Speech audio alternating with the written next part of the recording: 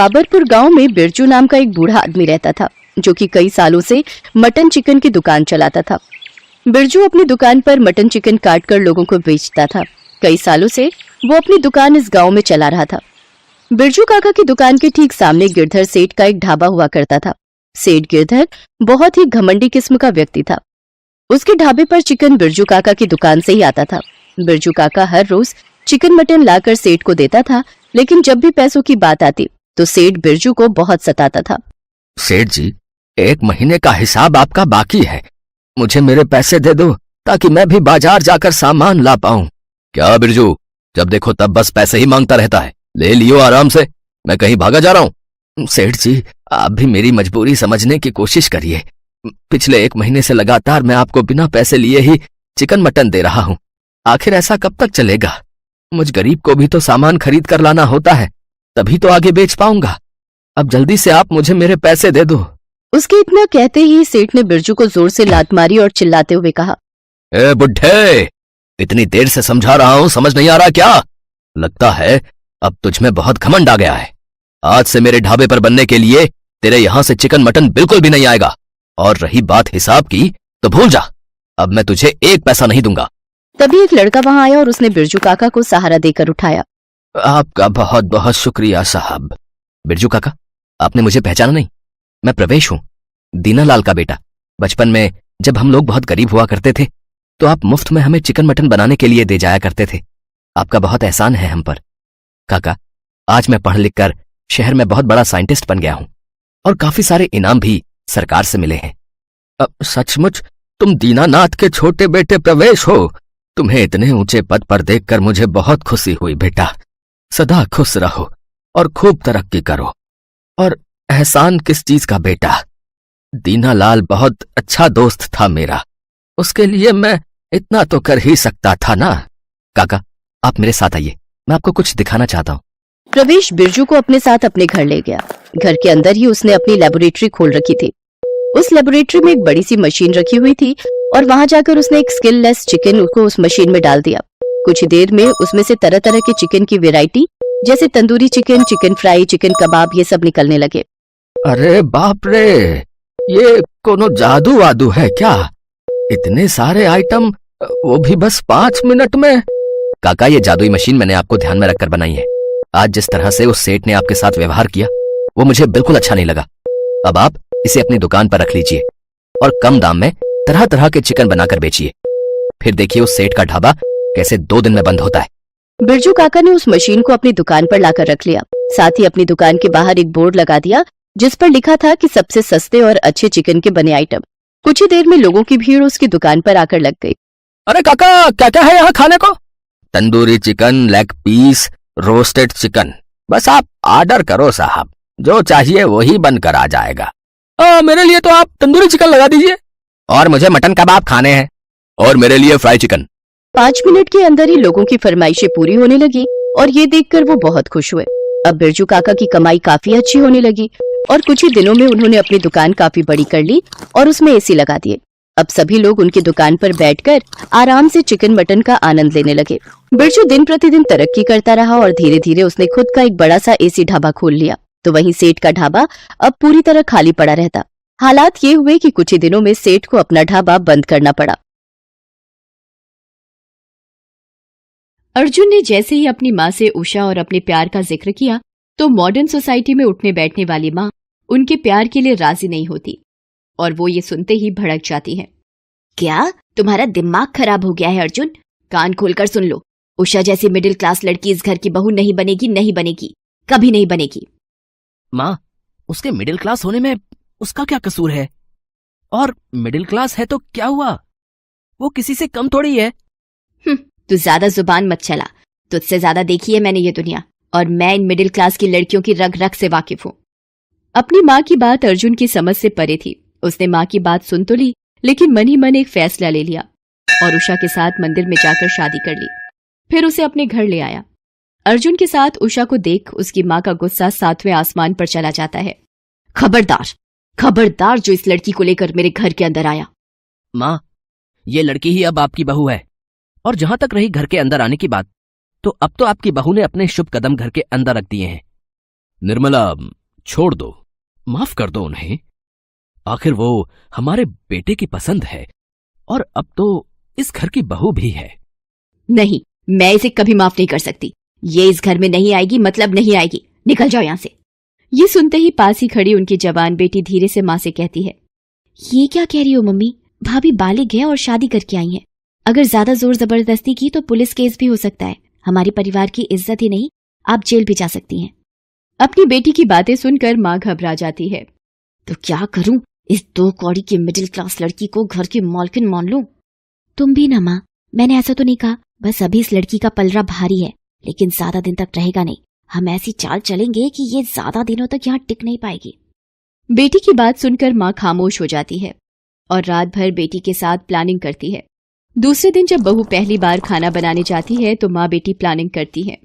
Mummy, भाभी आज पहली बार खाना बनाने जा रही है और आप तो जानती है ना पापा का नेचर। उन्हें अच्छा खाना पीना कितना पसंद है। अगर जरा सा खाने में कमी हुई नहीं कि उनका मुंह फूल जाता है और फिर वो उसी खाने के बेस पर खाना बनाने वाले को भी जज करने लगते हैं। बिल्कुल, तभी तो मैं तुम्हारे पापा के खाने से कोई कॉम्प्रोमाइज नहीं करती। बस तो आज भाभी के खाने के साथ ऐसा तिकड़म करेंगे कि भाभी का फर्स्ट इम्प्रेशन ही पापा के सामने खराब हो जाएगा। और आप तो जानती हैं कि first impression is the last impression. उसके बाद बेटी शक्कर के पाउडर का पैकेट निकालते हुए कहती है, ये देखो मम्मी, ये शक्कर का पाउडर है। इसे नमक के डिब्बे में डाल दो। भाभी इसे नमक समझकर दाल और सब्जी में डाल देंगे और फिर ये शक्कर अपना ऐसा कमाल दिखाएगा कि पापा के सामने भाभी और भैया दोनों की बोलती बंद हो जाएगी। ये कहते हुए दोनों खिलखिलाकर हंसती हैं और सास जाकर नमक के डिब्बे में पिसी हुई शक्कर डाल देती है। बहू खाना बनाते वक्त उसे नमक समझकर दाल और सब्जी में डालती है। सब्जी और दाल खाते ही ससुर भड़क जाते हैं। बहू, ये कैसा खाना बनाया है? मीठी दाल, मीठी सब्जी। ये दाल सब्जी बनाए हैं या मिठाई? चीनी क्यों डाला खाने में? चीनी नहीं पापा जी, मैंने तो नमक ही डाला था। तो क्या मैं झूठ बोल रहा हूं? खुद ही टेस्ट कर लो और बताओ, इसमें शक्कर है या नमक? मुझसे बहुत बड़ी गलती हो गई थी कि मैंने मेरी बीवी की मर्जी के खिलाफ तुम्हारा साथ दिया। मम्मी ने तो पहले ही कहा था, बस आप ही बहू बहू कहकर अपना प्यार लुटा रहे थे। और कहाँ गया ये अर्जुन? बड़ी डींगे हाँक रहा था कि उषा मिडिल क्लास की है तो क्या हुआ, वो किसी से कम तो नहीं है। मैं तो कहती हूँ इसे अभी इसी वक्त इसके घर भेज दो, पहले जाकर घर से कुछ सीख तो आए। नहीं नहीं पापा, मुझे माफ कर दो, अभी अभी घर में आई हूँ, शायद डब्बे पहचान नहीं पाई कि कौन से डब्बे में नमक रहता है, कौन से में शक्कर। हाँ हाँ, अब कहो कि मुझे तो दिखता भी नहीं, मैं सब समझती हूँ तुम जैसे मिडिल क्लास लोगों की चाल को। अरे शांत रहो, शांत। तुम्हें तो बस मौका मिलना चाहिए और तुम नॉन स्टॉप शुरू हो जाती हो। शायद बहू ठीक कह रही है, ऐसी गलती हो सकती है। हमें इसे एक मौका और देना चाहिए। दूसरे दिन जब वो फिर खाना बनाती है तो पहले ही शक्कर का डिब्बा हटा देती है ताकि गलती ना हो, पर सास उससे भी ज्यादा चालाक निकलती है। वो चुपचाप आकर उसके खाने में ढेर सारा नमक और मिर्ची डाल देती है। बहू को कुछ भी पता नहीं होता। वाह, खाना दिखने में तो काफी लजीज लग रहा है।